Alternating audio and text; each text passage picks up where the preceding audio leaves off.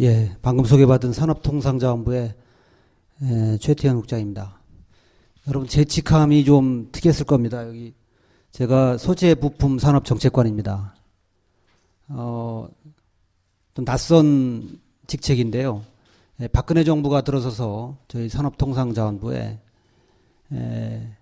저는 그렇게 봅니다. 크게 두 가지 변화가 있었는데, 하나는 외교부에서 통상이 산업부로 왔다는 거 하나하고, 저희 내부적으로는 저희 그 전통적인 공업국을 둘로 쪼개가지고 하나는 세트를 담당하는 시스템 산업국, 그 다음에 나머지는 소재와 부품을 담당하는 소재부품 산업정책관으로 만들었습니다.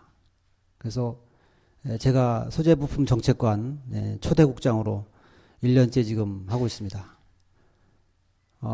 이걸 보면 박근혜 정부가 우리 산업의 경쟁력의 원천이 세트에서 부품 그리고 소재로 옮겨와 오고 있다는 것을 아주 명시적으로 보여주고 있는 것입니다. 그리고 부품 소재가 아니고 소재 부품입니다. 소재가 앞에 있습니다.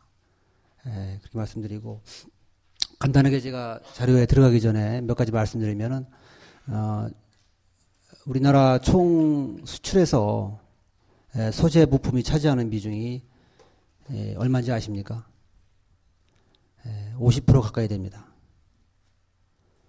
깜짝 놀랄 겁니다. 이 소재 부품이 대일 무역 적자의 원흉이고 우리 경제 성장의 발목을 잡는 그런 나쁜 놈인 줄 알았더니 이게 아주 우리 경제의 효자다, 이렇게 말씀드릴 수 있고, 작년에 소재 부품 분야에서 흑자가 1,000억 불 조금 못 미쳤습니다.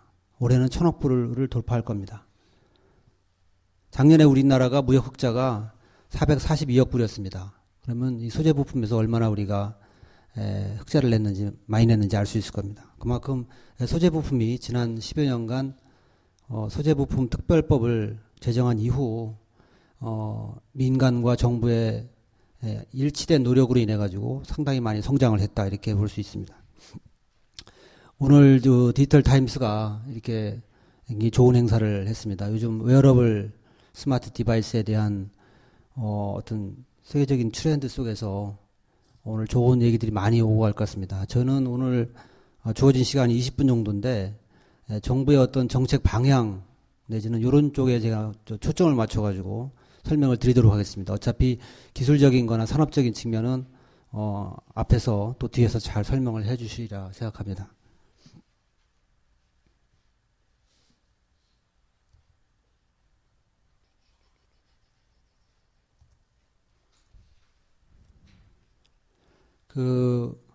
웨어러블 디바이스라는 건 너무 잘 아실 겁니다. 우리가 지금까지는 손에 들고 다니던 것이 앞으로는 신체에 부착을 하거나 입어가지고 정보를 입력하거나 처리하고 출력하는 모든 다양한 형태의 전자기기를 말합니다. 그래서 안경일 수도 있고 시계일 수도 있고 또 팔찌, 헬멧, 우리가 상상할 수 있는 모든 것이 다 여기 들어갈 수 있습니다. 아까 우리 이관섭 실장께서 말씀하셨지만은 웨어러블 시대에 있어서는 인간의 그 크리에이티비티, 창의력과 상상력이 아마 모든 걸 결판내는 그런 시대가 될 겁니다. 저희 이 웨어러블은 다른 지금까지 나왔던 기존 산업과 제조업과는 달리 여러 가지 특징이 있습니다. 첫째는 스마트폰 이후에 글로벌 시장을 이끌 대표 산업이라고 감히 모든 사람이 얘기를 합니다. 그리고 무엇보다도 인간의 창의력과 상상력이 굉장히 중요한 그런 걸 갖춘 우수 인재가 중요한 두뇌 산업입니다. 그 다음에 이거는 형태는 다양하지만 그 안에 들어가 있는 핵심 요소 기술을, 그러니까 소재와 부품, 인베디드 소프트웨어, 뭐 반도체 칩, 이런 거를 개발하는 중소기업, 그리고 이를 조립해가지고 마케팅하고 수출하는 대기업 간의 협업이 정말로 필요한 그런 산업입니다. 그리고 이제 이거는 섬유라든지 또 소프트웨어, 디자인, 전기전자 모든 이런 유관 산업과의 동반 성장이 가능합니다. 이게 뜨면 뜰수록 다른 이러한 산업도 견인하는 그런 효과를 우리가 볼 수 있습니다. 여기 그림 보시면은 재밌습니다. 여러 가지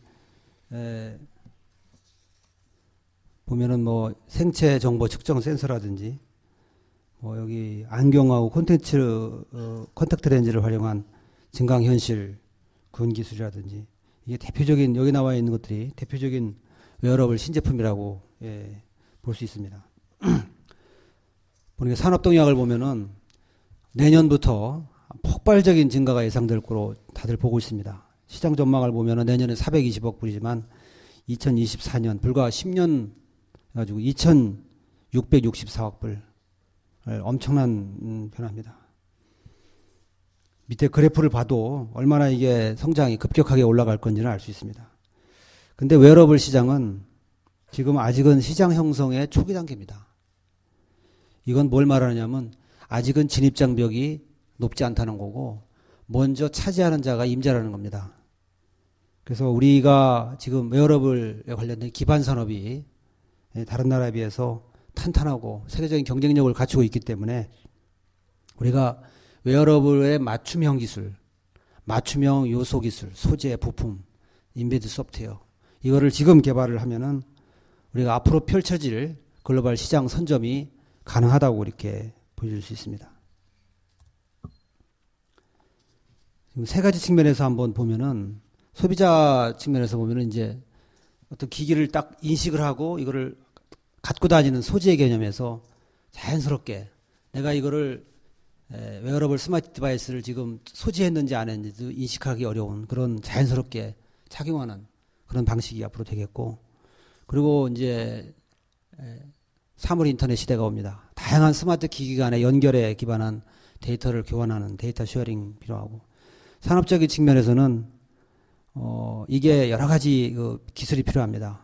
먼저 그 센서가 필요하죠. 고성능 센서가. 이게 사람의 감각기관에 해당되는 고성능 센서가 필요하고 이런 인풋된 정보를 안에서 분석하고 처리하는 그런 어떤 반도체 칩, 소프트웨어, 인베드 소프트웨어가 필요하고 그 다음에 이거를 아웃풋 시키는 디스플레이. 근데 이거 플렉시블 디스플레이입니다.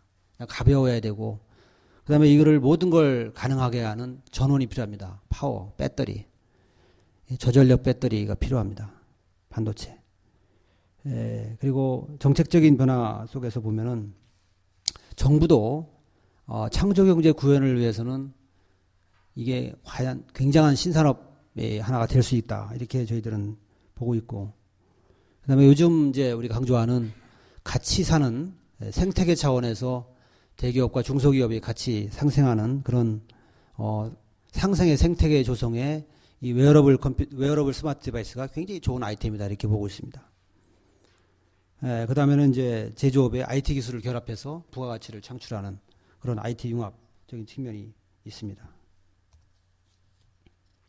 정책 방향을 제가 간략히 말씀드리면은 이제 통상 이렇게 얘기합니다. 웨어러블 스마트 디바이스 그러면 언론에서도 많이 지적을 하죠.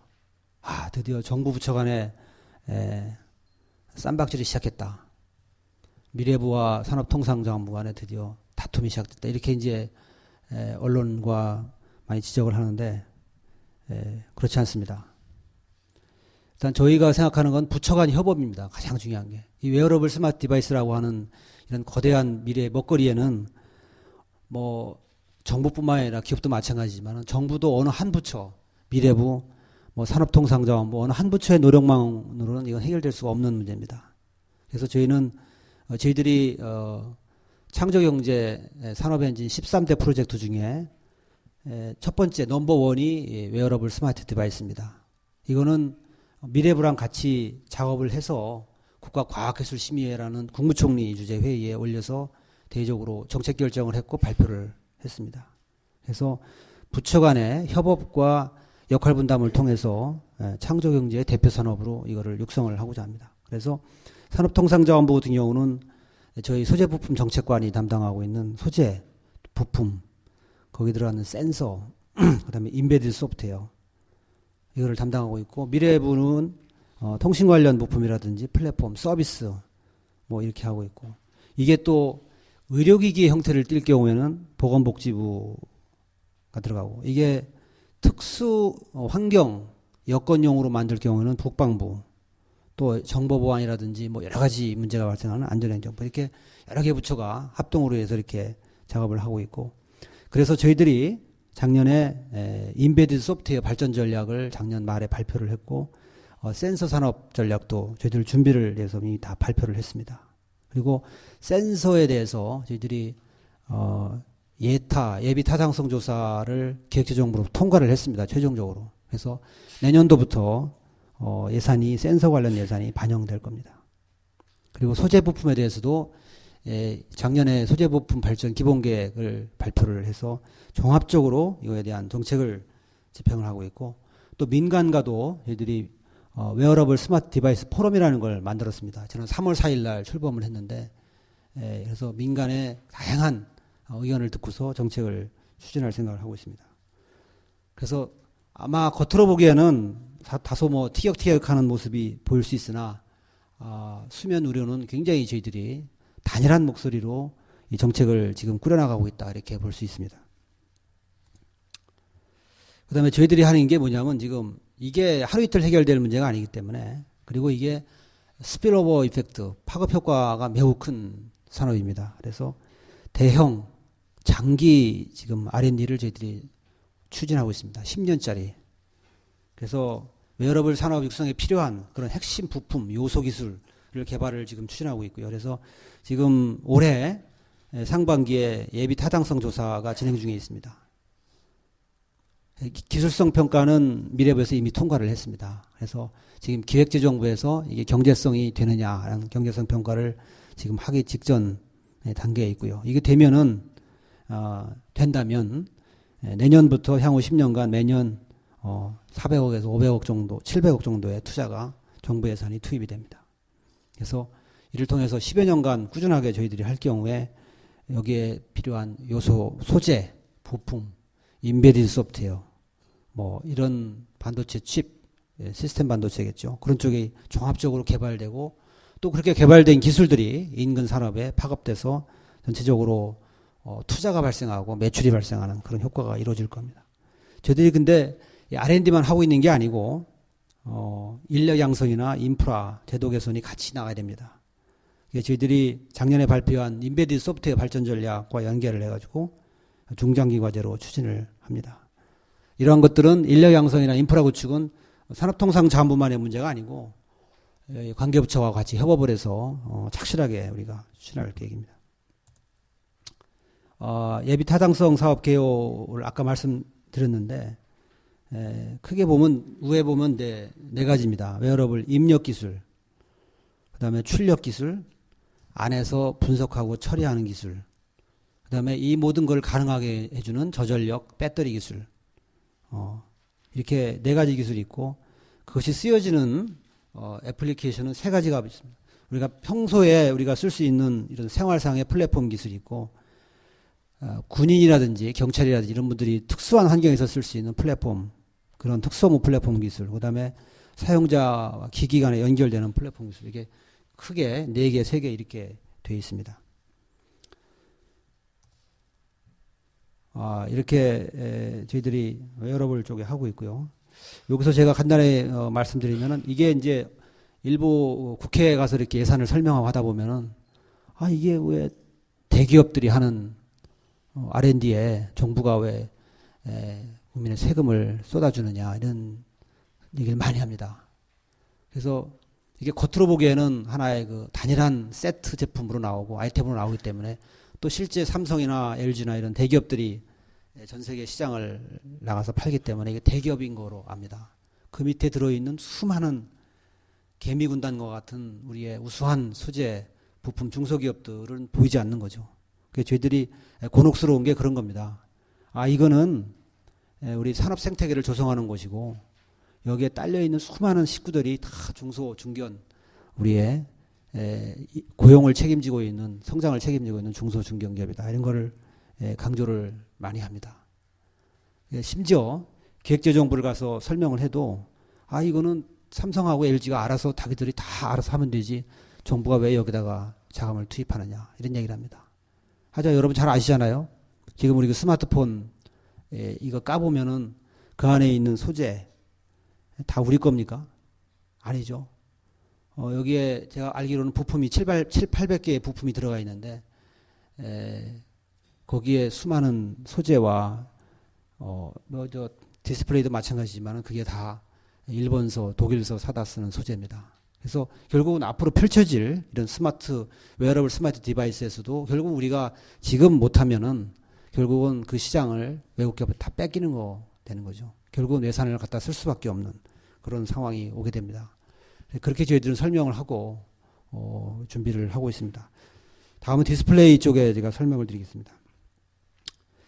디스플레이는 아까 우리 삼성에서 설명을 잘 해주셨지만 이렇게 엄청난 성장 규모를 보이고 있습니다. 우리나라는 지금 2002년도부터 지금 세계 1위를 전 분야에서 차지를 하고 있습니다.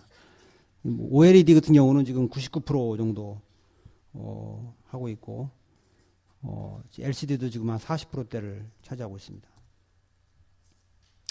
최근 트렌드를 보면은 크게 세 가지입니다.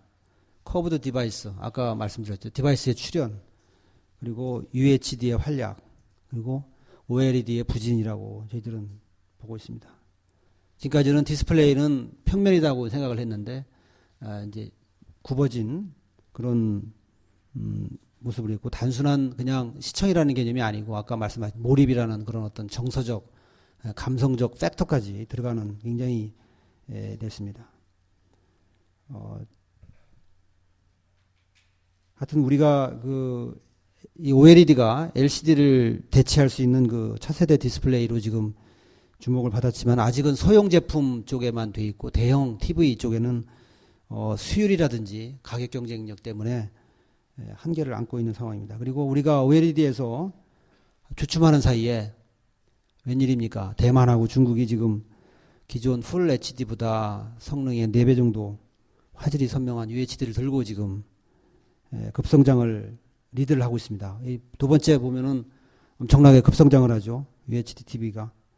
그래서 아마 향후 2, 3년간은 아마 UHD TV가 이걸 계속 차지하고 있지 않을까 이렇게 생각합니다. 경제국 동향을 좀 보겠습니다. 중국이 지금 다크호스로 떠오르고 있습니다. 지금 내년 중국의 목표가 패널 자급률을 80%를 하겠다. 자기네 나라에서. 그래서 지금 삼성하고 LG가 수조하고 항저우에 지금 패널 공장도 가 있고 굉장히 지금 하고 있고 또 거기다가 지금 중국이 지금 이런 패널뿐만 아니라 소재, 장비 여기까지 지금 하기 위해서 관세 장벽을 올리고 있습니다. 중국이 관세를 올리니까 삼성이나 LG가 투자를 안 할 수가 없어요. 3%에서 5%, 또 5%에서 다시 8%로 올린다는 얘기도 있고 그러면 결국은 그걸 타파하기 위해서는 중국에 우리나라 대기업들이 투자를 할 수밖에 없는 그런 상황입니다. 그래서 중국은 보니까 여기 166%까지 지금 재작년에 LCD가 성장을 했습니다. 그리고 OLED 지금 시장 점유율도 지금 11%, 작년에 11%까지 대폭 성장을 했습니다. 대만 볼까요? 대만은 옆에 나라 중국이 굉장히 이제 내수 시장이 큰 시장을 보유하고 있습니다. 그렇게 결국은 중국과의 양안 관계를 개선을 통해서 중국 시장을 지금 확보를 하려고 있고 일본은 잠깐만요. 일본의 경우도 그간 디스플레이 분야에서 잘 해오다가 이제는 차세대 기술 고도화 쪽으로 지금 추진을 하고 있습니다. 국내 산업의 문제점은 여러분 잘 아실 겁니다. 장비업체. 일단 규모가 작습니다. 규모가 영세하기 때문에 기술개발 여력이 없고 그래서 상당히 어려움을 많이 겪고 있습니다. CMS가 국내 1위인데 어플라이드 머티리얼의 약 17분의 1 정도에 불과합니다.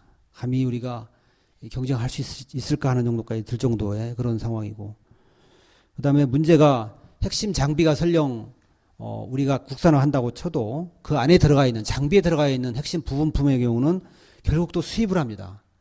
그래서 우리가 국산화를 하면 할수록 그 부분품은 또 부가가치는 다 해외로 나가는 그런 상황이 되겠습니다.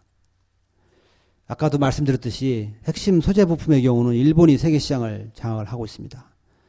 그 액정 편광판의 보호필름 100% 일본이 장악 하고 있고 굉장히 어려운 상황인데 그나마 또 중국도 자기네들이 이제 패널 쪽에서 양적 성장을 토대로 이 소재 부품까지도 앞단까지도 이제 수직 계열화하겠다 이런 식으로 지금 나가고 있고 굉장히 지금 세게 중국이 나오고 있습니다.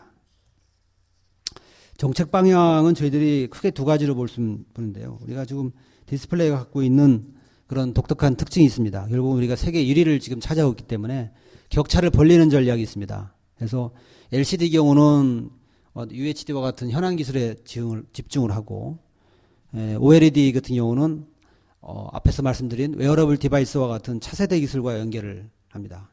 그리고 반도체 같은 경우 우리가 미국 SRC 모델을 참고로 해가지고 대기업들이 정부하고 같이 조인트로 펀드를 만들어서 대학한테 지원해주는 그런 사업을 작년부터 시작을 했습니다. 올해 디스플레이도 그걸 할 겁니다. 대기업이 분담하고 정부도 예산을 태워서 대학에 줘서 대학이 디스플레이 관련 우수 인력을 키울 수 있도록 그렇게 지금 디스플레이까지도 확장을 합니다. 문제가 되는 게 10여 년에 비해서 대학 교수 1인당 석박사 창출 비중이 반으로 줄었습니다. 지난 10여 년간. 일본이 반도체에 성공에도 불구하고 미래 원천기술 개발에 대한 인력 확보에 소홀히 했기 때문에 지금의 일본이 저렇게 우리한테 추격을 당하지 않았나 이렇게 생각합니다. 그 다음에 지금 한중 FTA 관련해 가지고 우리가 중국의 디스플레이 쪽에 패널 무관세를 지금 요구를 하고 있습니다. 중국은 어떻습니까? 절대 무관세를 안 하려고 그러죠. 거기에 지금 첨예하게 지금 대립하고 있습니다. 그리고 저희들이 작년에 세 번째 미래 유망 소재 부품에 대한 원천 기술 확보를 위해서 시장 선도형, 그러니까 퍼스트 무버 전략을 발표했습니다. 그게 뭐냐면은 미래 시장을 열 수 있는 소재 100개, 부품 100개 이렇게 저희들이 선정을 했습니다. 이래가지고 이거를 저희들이 갖고 있는 다양한 R&D 스킴에 집어넣어서 미래의 디스플레이 소재를 개발하는 쪽으로 하고 있습니다. 독일과 선진국과 같은 공동 R&D도 저희들이 추진을 하고 있습니다. 두 번째는 실리 확보입니다. 옆에 중국이라는 나라가 지금 굉장히 지금 커가고 있습니다. 중국은 생산 설비 투자를 많이 하기 때문에 세계 장비 시장에 지금 60%를 차지하고 있습니다. 이게 더욱더 확대가 됩니다. 그래서 우리가 중국 시장을 장비 기업이 진출할 수 있도록 여러 가지 지원 체제를 지금 갖추고 있습니다. 디스플레이 협회 내에 중국 지원 조직, 중국 전담 조직도 만들고 그다음에 코트라 현지 무역관에 디스플레이 지원반을 설치를 추진합니다. 수많은 아이템이 있지만 코트라 내에 디스플레이 지원반이라는 게 설치된다는 게 중국 시장을 우리가 그만 크게 보고 있다는 거죠. 그리고 중국이 그 설비 투자 전망을 잘 봐서 우리가 거기에 핵심 장비 부품을 개발을 하고요. 그다음에 이 시장 진출할 때 가장 어려운 게 현지의 어떤 법이라든지 제도 조사 또 이런 어떤 그 정보입니다. 이게 굉장히 중요하고 이거에 대해서 저희들이 심층 조사를 해서 가이드라인도 발굴하고 이렇게 합니다. 물론 정부가 줄 수 있는 정보는 95%입니다. 95%. 나머지 5%의 아주 엑기스 같은 핵심 정보는 그거는 이제 기업들 스스로 찾아가야죠. 그 5%의 역량을 집중토록 하기 위해서 정부가 95%의 정보 제공은 정부가 지금 이런 방식을 통해서 하려고 생각을 하고 있습니다.